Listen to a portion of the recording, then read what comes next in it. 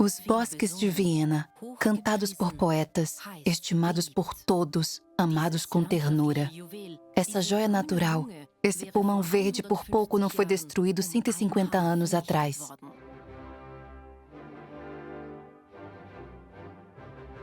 O plano, na verdade, era primeiro desmatar o bosque inteiro e depois vender o terreno.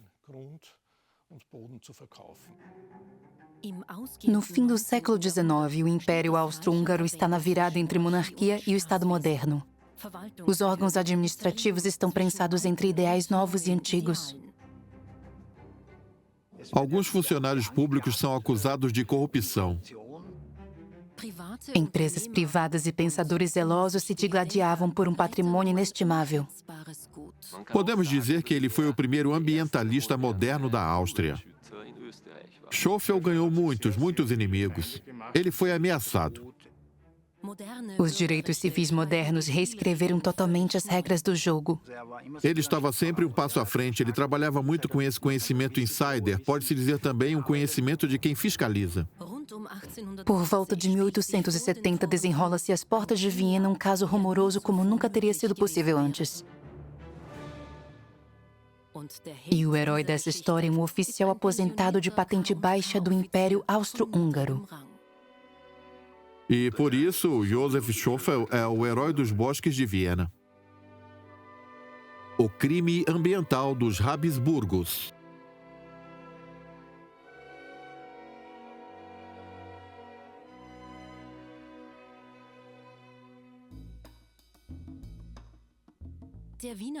Os bosques de Viena estendem-se desde a vegetação do Prater, no segundo distrito de Viena, até Lilienfeld, a oeste, e Baden, no sul. Viena, que por muito tempo não foi uma cidade muito grande, estava inicialmente acolchoada em um manto verde cheio de sombra. Com a violenta expansão da cidade a partir de 1850, a magnífica floresta de Baixa Áustria focalizou cada vez mais o interesse dos vienenses e logo tudo estava girando em torno de dinheiro.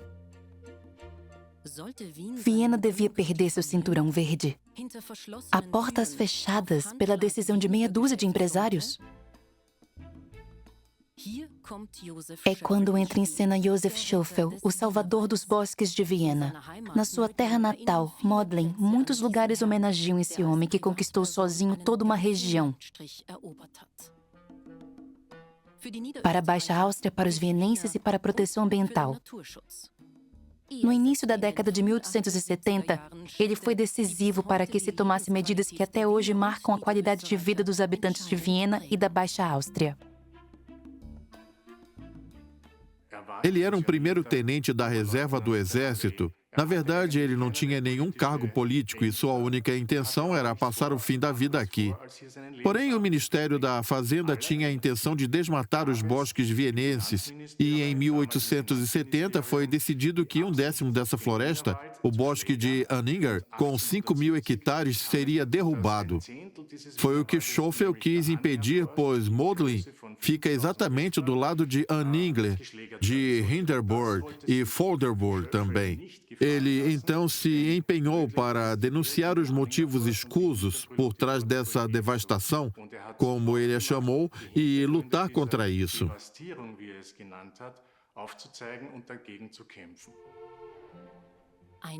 Um tenente da reserva. Para os nossos ouvidos, isso soa a um homem idoso.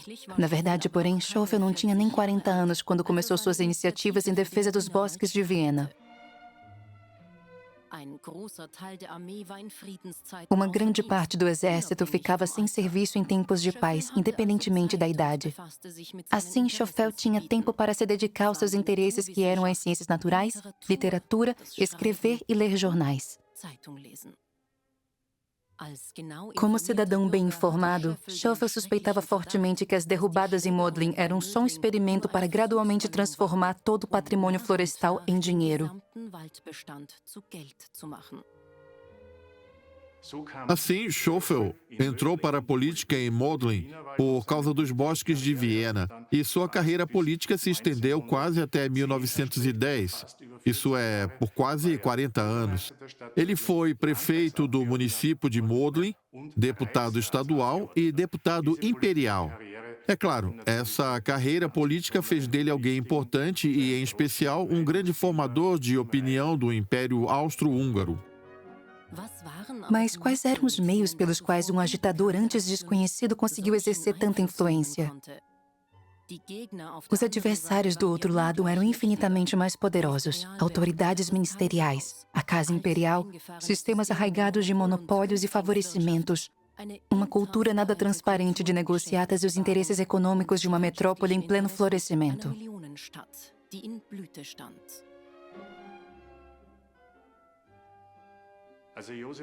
Josef Schöffel foi um revolucionário no jeito como ele lidava com a mídia ou na sua atuação como político. Ele era da classe média, isso é, não tinha uma alta nobreza e não contava com o apoio da família imperial. Foi só em 1870, 150 anos atrás, que ele começou suas campanhas, usando intencionalmente a mídia para isso. Ele era como uma ONG de um homem só na luta contra o desmatamento dos bosques de Viena e publicava 2 artigos por semana nos jornais vienenses para tentar explicar à população e também aos políticos e autoridades o que realmente estava acontecendo nos bosques de Viena em termos de devastação, dilapidação do patrimônio e abuso e destruição do meio ambiente. Mas essa ONG de um homem só foi ganhando cada vez mais apoiadores com o tempo. Sua obstinada campanha jornalística surtiu efeito. A cada semana, mais e mais leitores se convenciam dos argumentos de Schöffel, pois ele não se contentava só em expressar opiniões. Ele apresentava documentos e cálculos minuciosos. Assim, ele conquistou companheiros em diversas esferas. Entre os moradores da região dos bosques, entre os cidadãos de Viena que se importavam com a preservação do seu espaço de lazer, entre servidores públicos que consideravam as negociatas contrárias ao direito administrativo e até mesmo entre figurões da Casa Imperial, como, por exemplo, o arquiduque Alberto de Áustria-Teschen, que acabou apoiando imensamente Schöffel. Diversos servidores públicos arriscaram seus empregos por fornecer informações internas à causa de Schöffel. Schöffel foi intensamente habilidoso. Primeiramente, ele fez uma publicação anônima no Viener Tagblatt, que era um jornal liberal que acabou se posicionando junto com essa campanha e mostrando o serviço que a imprensa pode prestar. Foi com isso que ele inicialmente se virou e se defendeu, porque estava sempre sob forte pressão, sempre sendo processado por difamação. Podemos pensar no jornal Falter aqui na Áustria atual ou outros veículos parecidos, porque ele tinha informações internas, tinha apoiadores de dentro da burocracia. Então ele recebia trechos de contratos e os publicava no jornal. Recebia minutas de atas, anotações de reuniões e assim por diante. Assim podemos dizer que ele estava sempre um passo à frente das autoridades e dos seus oponentes. E é preciso dizer que isso que ele fazia não teria sido possível antes. Estamos em 1870, em 1867, temos a Constituição, e essa Constituição, que em grande parte está em vigor até hoje, pelo menos na parte sobre direitos fundamentais dos cidadãos, essa Constituição existia apenas há 3 anos. E uma das liberdades centrais que ela definia era a liberdade de imprensa. Significa que essas campanhas na imprensa contra o Estado não teriam sido possíveis antes. Os bosques de Viena têm seu lobby já no nome, os vienenses. No fim do século XIX, as pessoas eram atraídas para o campo, seguindo a tendência dos aristocratas e seus refúgios de verão para fugir da cidade grande, barulhenta, poeirenta e quente. O polimento das muralhas da cidade e a construção da Ringstrasse tornaram a vida dentro dos magníficos palácios urbanos desconfortável. Quem podia, usava o espaço verde fora dos portões de Viena. Mas Schöffel ia além. Ele pensava que os bosques de Viena eram muito mais do que um atrativo destino de lazer. Por exemplo, ele diferenciava entre uma floresta de exploração e uma floresta de lazer. Já naquela época, 150 anos atrás, ele considerava os bosques de Viena uma floresta que tinha um valor agregado para a cidade de Viena, para a oxigenação e resfriamento da cidade. 150 anos atrás, isso já era importante para ele. Ele também explicava que as outras florestas de Waldviertel não tinham tanto esse valor. Eram florestas mais para exploração. Quando se lê as suas memórias, é inacreditável como o seu pensamento era moderno.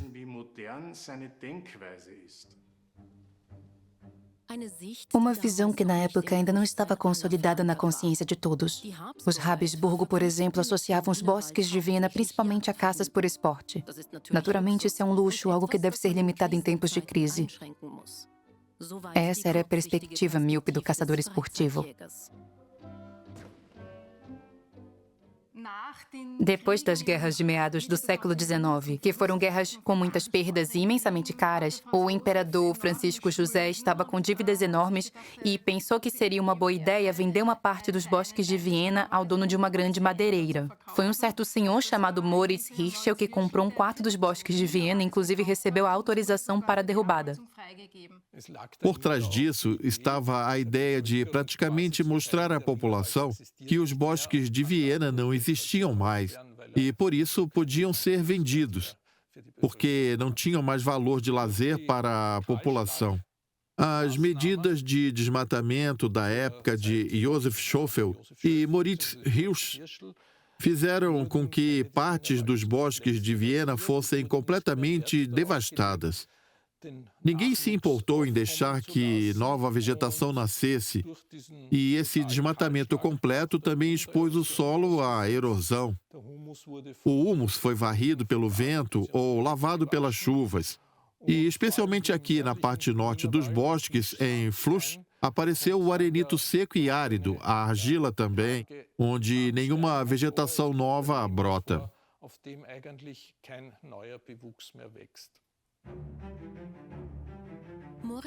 Moritz Hirschel pode ser visto como oponente de Josef Schöffel nesse caso rumoroso da devastação dos bosques de Viena. Como dono de uma grande madeireira, ele era conhecido em todo o mundo econômico, para além de Viena.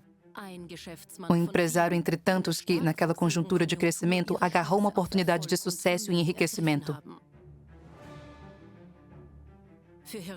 Para Hirschel, o bosque de Anninger foi uma compra de ocasião. Era um negócio que não envolvia nem emoções, nem nenhum interesse pessoal. O fato de ele aparecer nos jornais por meses, com seu plano de derrubada de árvores, certamente não era agradável, mas não significou sua ruína de maneira nenhuma. Havia diversas outras florestas e bosques que serviriam para ele fazer negócios. O fato é que Hirschel vivia muito bem sem os bosques de Viena. Para ele não havia tanto em jogo quanto para Schöffel e seus aliados. Mas os detalhes que Schöffel divulgou sobre o negócio entre Hirschel e os representantes do poder público deram início a uma nova era. A partir de agora, o mundo dos negócios tinha que estar pronto para os seus arranjos virem ao conhecimento de mais pessoas do que os envolvidos diretamente nas tratativas. A imprensa podia investigar, cobrar responsabilidades, dar transparência, incentivar debates e causar a parada de iniciativas. O talento jornalístico de Schöffel, sua persistência e sua meticulosidade fizeram dele uma pessoa de destaque.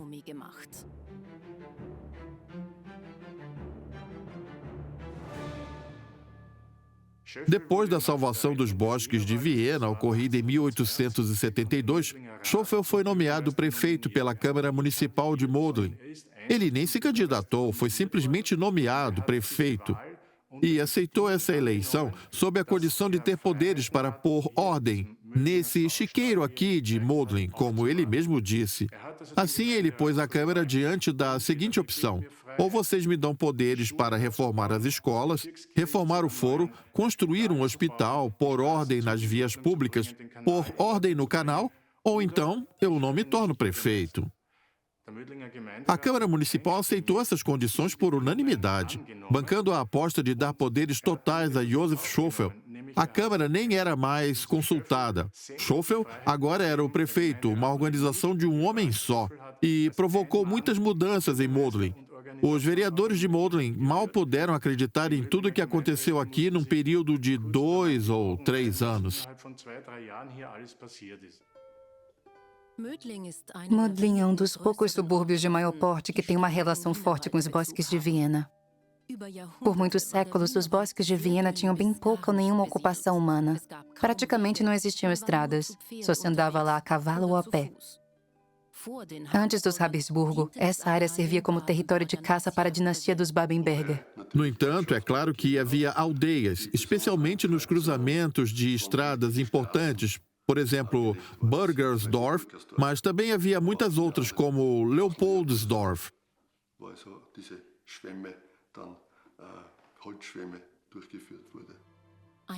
Alguns carvoeiros moravam e trabalhavam na mata. Mas assim que pequenas aldeias começavam a prosperar, tomadas pelas repetidas invasões otomanas do século XVI e XVII, os bosques de Viena se transformaram em uma floresta fantasma. Porém, a corte imperial de Viena costumava extrair madeira do seu território de caça.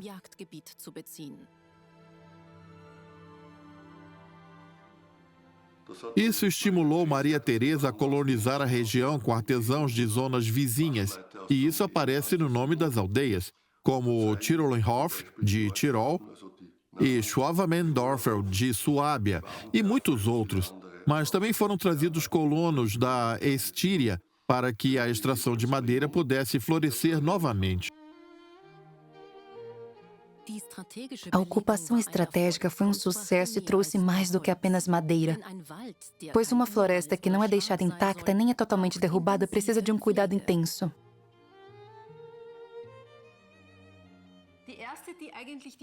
A primeira pessoa que reconheceu a verdadeira importância dos bosques de Viena como centro de lazer, e especialmente como pulmão verde de Viena, foi Maria Teresa, que, já em 1785, decretou um regulamento para a floresta e tomou providências para que as derrubadas fossem acompanhadas por reflorestamento, garantindo a preservação da mata.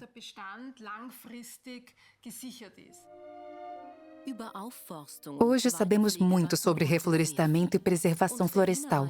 E desde aquela época, os bosques de Viena se tornaram em grande medida um parque biosfera, cultivado e preservado segundo os princípios da proteção da natureza.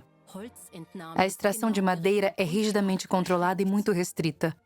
Mas como era a economia madeireira no tempo da monarquia? A extração da madeira era simples. O trabalho era todo manual. Praticamente não existiam máquinas. Era tudo feito à base de serras e machados, mais nada. E era muito cansativo também. É dessa época que vem a serra braçal, operada por duas pessoas. Um ficava em cima do tronco e puxava pelo cabo de cima, enquanto o outro ficava embaixo e só empurrava para o outro cabo. Mas quem ficava embaixo também passava trabalho, porque logo depois era hora de ele puxar. Não era fácil para ninguém.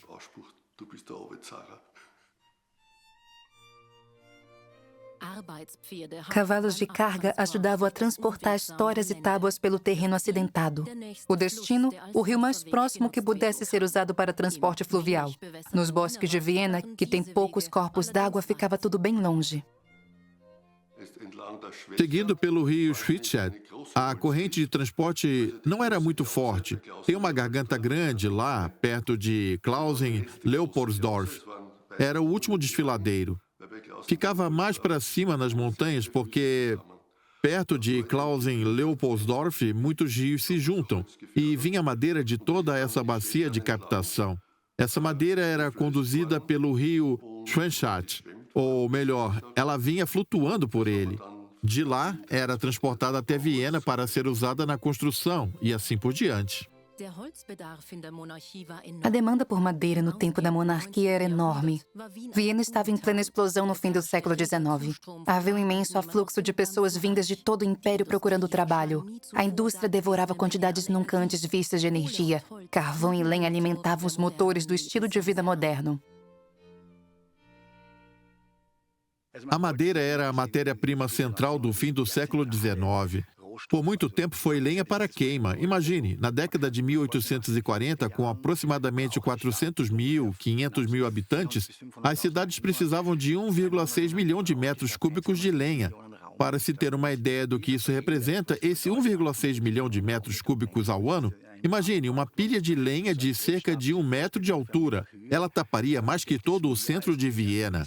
Era uma quantidade imensa que era desmatada. É claro que não podia extrair isso tudo só dos bosques de Viena, ou seja, era preciso receber essa madeira por outras vias também. Por outro lado, a madeira de construção tinha um papel central, especialmente na grande reestruturação da cidade. De 1850 até o fim da monarquia, em 1918, Viena passou de 500 mil para 2 milhões de habitantes. Era uma quantidade inimaginável de obras, construções ou os imensos projetos de infraestrutura, o saneamento do Danúbio, todas as ferrovias, os prédios públicos, a Avenida Ringstrasse. Portanto, nesses 50, 60 anos, Viena é um imenso canteiro de obras permanente e para tudo isso se precisa de madeira. Apesar do seu potencial energético ineficiente, a lenha foi por muito tempo o único combustível de calefação de centenas de milhares de domicílios da capital.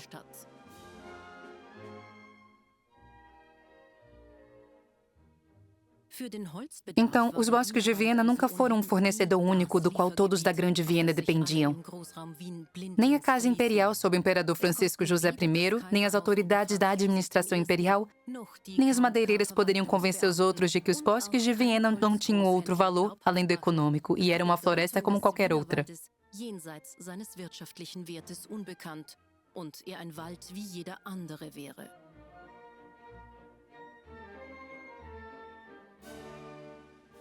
Pode-se dizer que os princípios gerais da sustentabilidade foram descobertos pela silvicultura e relativamente cedo. O próprio conceito de sustentabilidade se origina, na verdade, da silvicultura, do manejo das florestas.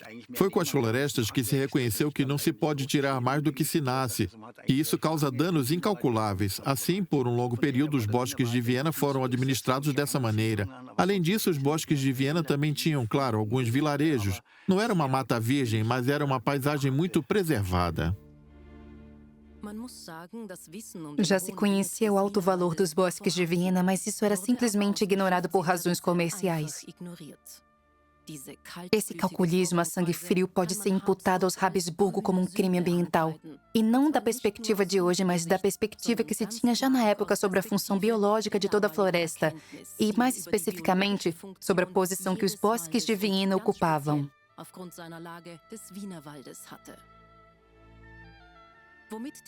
O que os interessados não sabiam é que havia alguém vigiando as negociações e que traduziria não só para eles, mas para todo o público o significado do abuso que eles estavam prestes a cometer.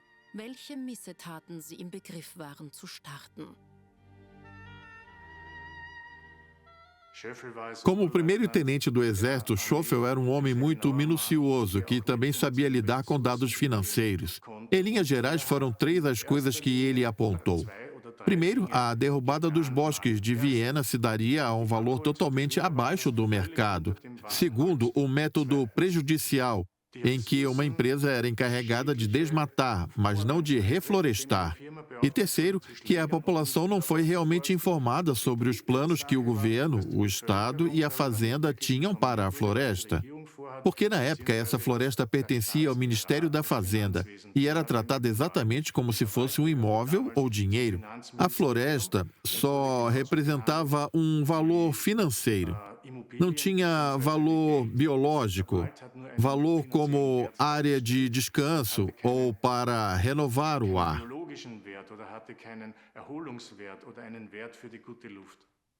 A respeito do valor ou rendimento que seria obtido com a venda dos bosques de Viena, o Ministério da Fazenda emitiu um comunicado na época dizendo que seriam arrecadados 500 mil florins por essa área florestal. Josef Schoeffel comprovou que esse preço de venda era, na verdade, a metade do valor real e que essa área valeria 1 milhão de florins. Convertendo em florim, daria cerca de 14 euros.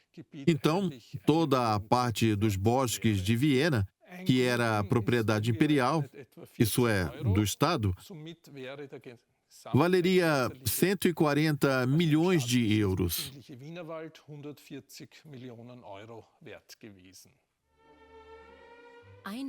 140 milhões de euros.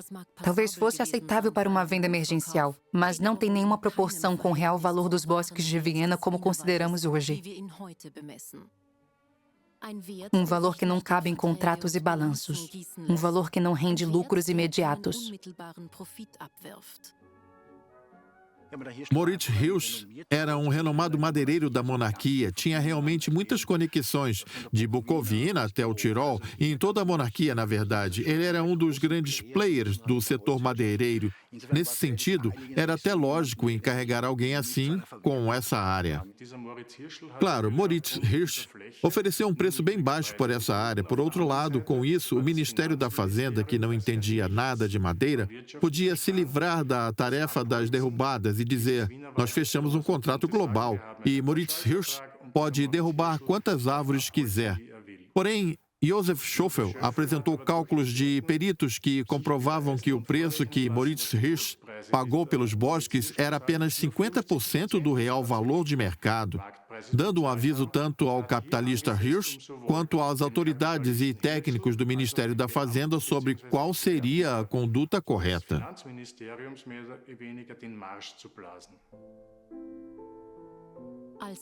Além disso, com o crescimento do antissemitismo no fim do século XIX, havia uma suspeita generalizada de que Hirschel, como judeu, não tinha escrúpulos nos negócios.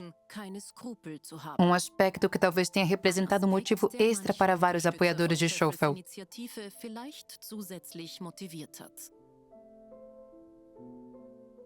Mas, fora isso, pode-se dizer que ele era apenas um empresário que aproveitou uma oportunidade que deram a ele. O próprio Schofel não tinha grandes censuras a fazer contra ele pessoalmente. Em princípio, Schofel atacou mesmo o funcionalismo público. Aí vem uma das principais questões que Schofel abordou: como Hirsch conseguiu esses contratos? Foi quando Schofel deu a entender que havia subornos, manipulações ou coisas parecidas em jogo. Pois como alguém consegue o privilégio de poder extrair madeira dos bosques de Viena com exclusividade a preços de monopólio? Na época, um questionamento era que Hirsch não tinha recebido um monopólio, na verdade. Ele tinha recebido esse privilégio ou direito para explorar os bosques de Viena do modo mais eficiente, rápido, descomplicado e administrativamente simples, do ponto de vista das autoridades da fazenda. Sem dúvida, o fator conforto teve um papel nessas tratativas. O pragmatismo, uma virtude clássica dos órgãos públicos e uma especialidade vienense típica.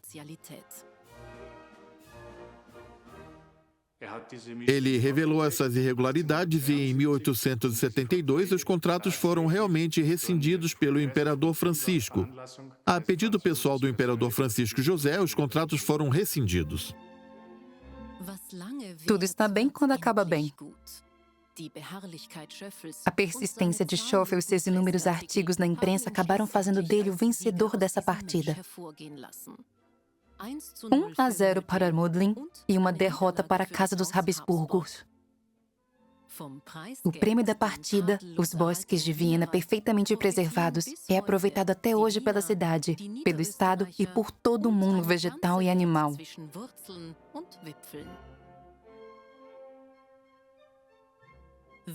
A quem pertence a floresta?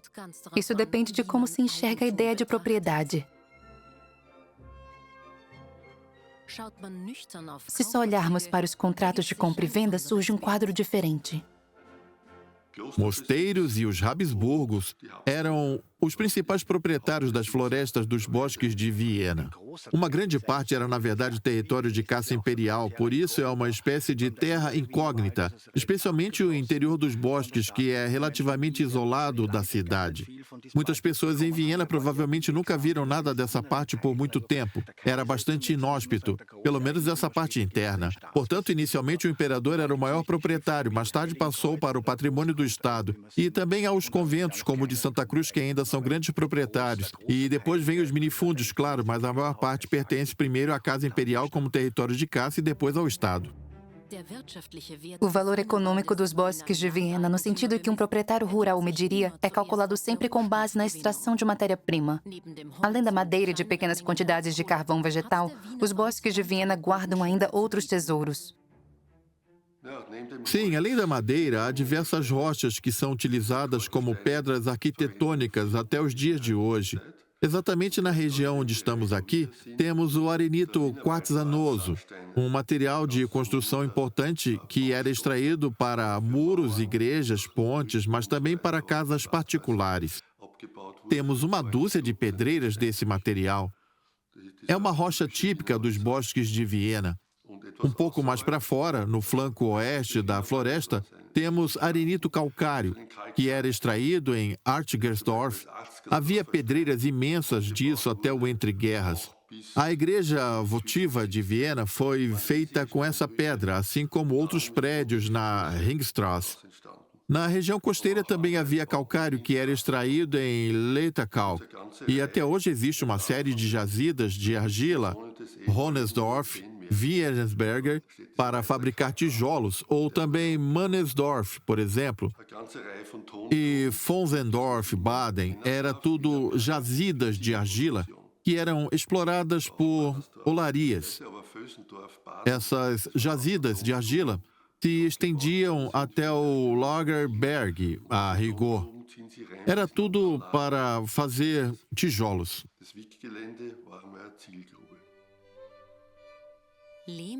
Tijolos e cimentos, produtos que o vienense atual associa com ferragens.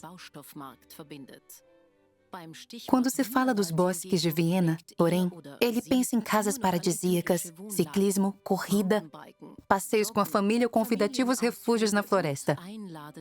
Sonhos que já têm 150 anos.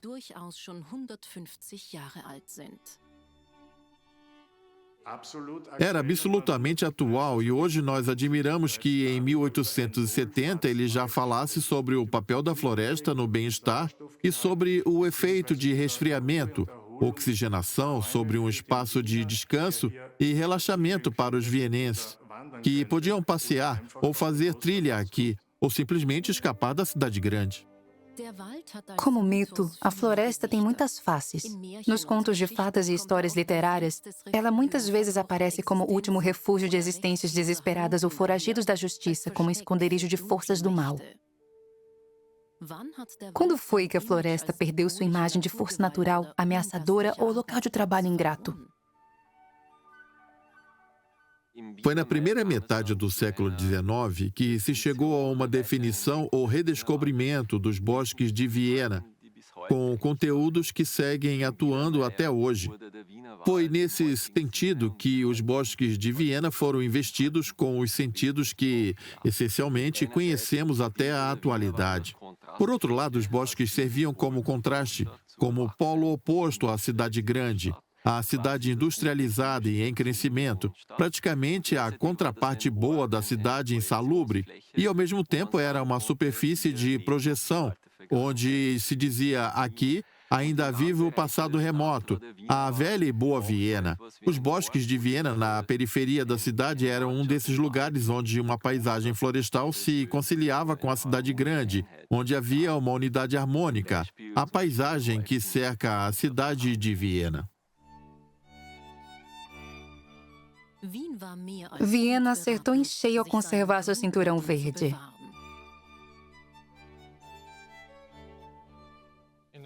Eu li em uma publicação da época, uma revista de agricultura, a seguinte opinião: se o Estado realmente vendesse os bosques de Viena, seria uma oportunidade para o município de Viena adquirir esse terreno, adquirir os bosques de Viena e, em vez de investir a verba em um palácio municipal neogótico, cuja construção tinha sido autorizada pelo imperador Francisco José em 1870, deveria investir esse dinheiro no futuro da população vienense e, portanto, na aquisição dos bosques de Viena. E foi exatamente o que aconteceu no século XX.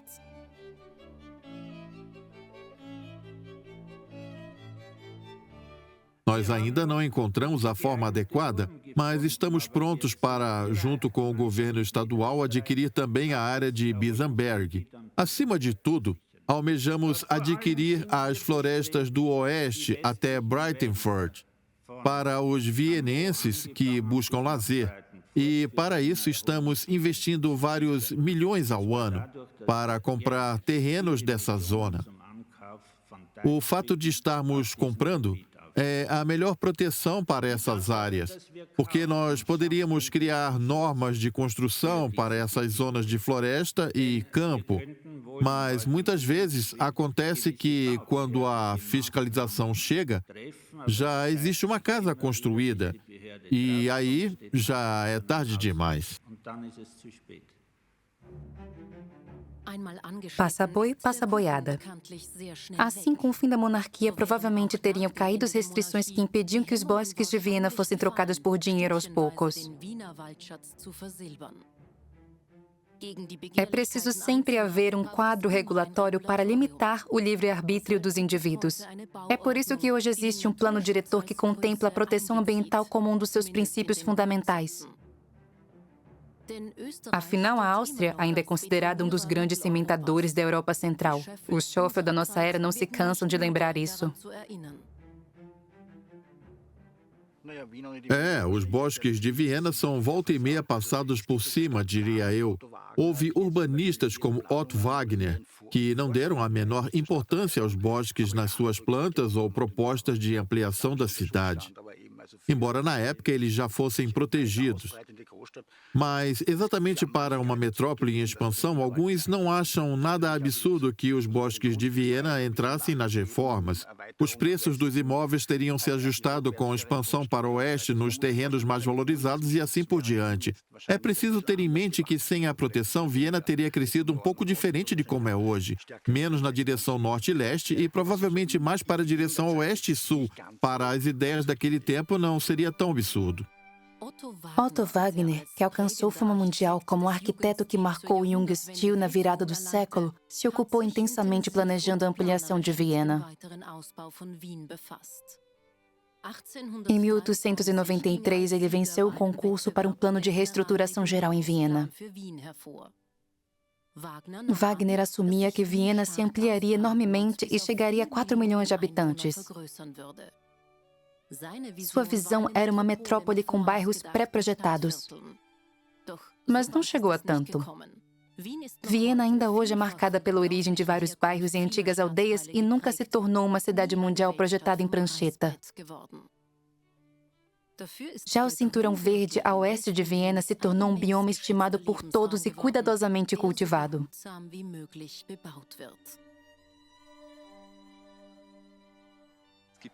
Não é possível aproveitar um espaço natural sem infraestrutura. Assim, nós precisamos de estradas, meios de transporte, estadia, belvederes e assim por diante, a fim de aproveitarmos a natureza da maneira moderna. Foi também o caso aqui. Começamos com as diligências coletivas e as primeiras trilhas que levavam as pessoas da cidade até os arrabaldes e depois até a borda da floresta. No fim, os bosques de Viena encontraram sua vocação final como jardim de entrada daquela reluzente cidade de contos de fada que Viena era considerada no fim do Império. Os refúgios de verão estavam em alta. Partindo de Kahlenberg, Hietzing, Neulenbach, as pessoas conquistavam a mata. Foi o nascimento de um destino de férias concorrido que até hoje é amado por todos. Locais valorizados pelo início do turismo nos bosques de Viena eram Presbau, Purkersdorf e Pretoriusdorf. No sul, Gumpolskirchen, Hinterbrunn, Baden e Bad Voslau atraíam os veranistas.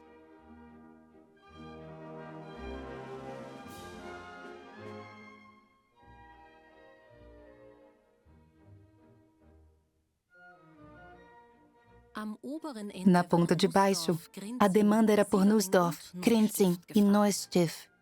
As classes abastadas construíam casas de verão nos bosques de Viena. Mas excursões para passar o dia ou se hospedar em uma pousada cabiam no bolso da classe média.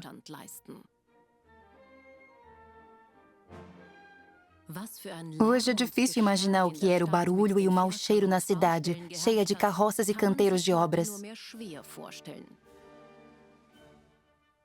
No verão, os esgotos causavam frequentes epidemias. Portanto, nada como sair e curtir o tempo livre. Esse era o desejo de todos, da classe média baixa até a alta aristocracia. Com o Sophienalpe, os vienenses tinham até uma cabana de montanha, acessível por teleférico. Essa montanha recebeu esse nome por causa da arquiduquesa Sofia, mãe do imperador Francisco José, que gostava de passar o verão lá. A Ferrovia do Oeste e a Ferrovia dos Bosques de Viena deram acesso a pequenas aldeias no meio da natureza, perfeitas para fugir da cidade grande e suas más condições de higiene. A mudança da corte era um desafio logístico inacreditável. Os palácios de verão geralmente não eram mobiliados, então era preciso se mudar de mala e cuia. Havia até um inspetor do mobiliário da corte para organizar o transporte. Havia comboios de 100 carruagens com os móveis, toda a louça, toda a roupa, os quadros. Era literalmente um cortejo até o Palácio de Verão. Era um gasto inacreditável. O livro Tia Iolas de Thorberg mostra como eram essas fugas de várias semanas.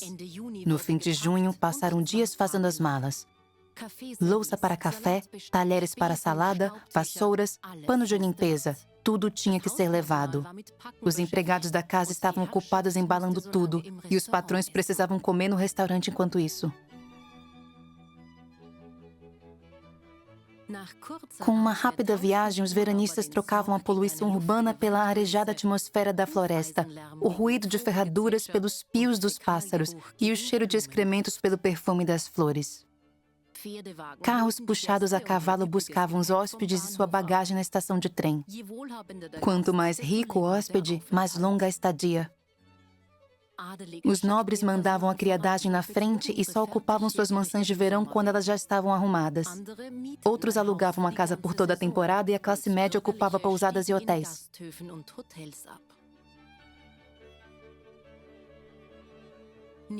E não só de trem.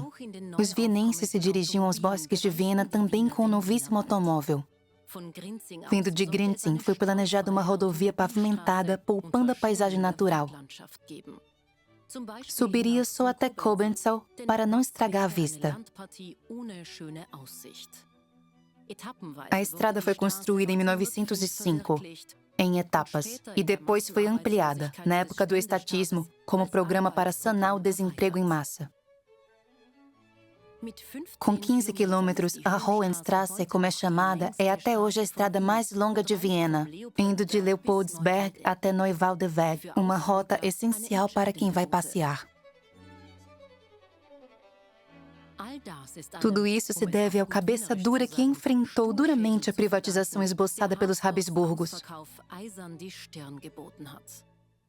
No fim, o ex-oficial conseguiu desdobrar seu talento e, para surpresa de muitos, tornou-se político. A polêmica dos bosques de Viena foi o alicerce da sua carreira política, porque depois dessa experiência ele começou a denunciar e combater outros escândalos na Baixa Áustria, em Modlin e em outras partes do Império. Ele aproveitou os contatos que tinha obtido na imprensa para denunciar outros abusos. Para entender melhor a personalidade dessa figura e sua atuação, vale a pena examinar a sua carreira posterior. Como prefeito de Modlin, ele certamente mostrou a que veio, mas frequentemente surpreendia a Câmara Municipal, com medidas que não tinham sido debatidas. Ele era um homem prático, um homem de ação, alguém que fazia cálculos em vez de concessões, negociações ou agrados aos outros. Mas a sua espinha dorsal era tão sólida quanto a sua teimosia. Como tinha muita experiência, ele naturalmente estava alarmado com o estado do exército imperial. Mais tarde, como político, ele renunciou à sua aposentadoria de oficial para poder relatar abusos no exército e criticar esses abusos.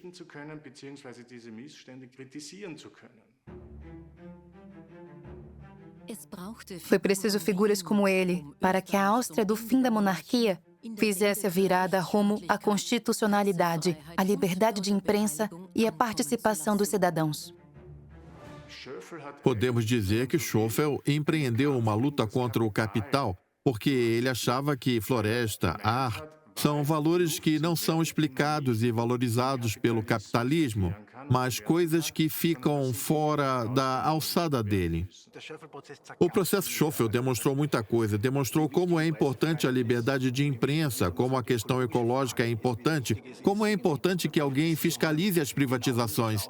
É toda uma série de aprendizados que se pode obter historicamente desse contexto.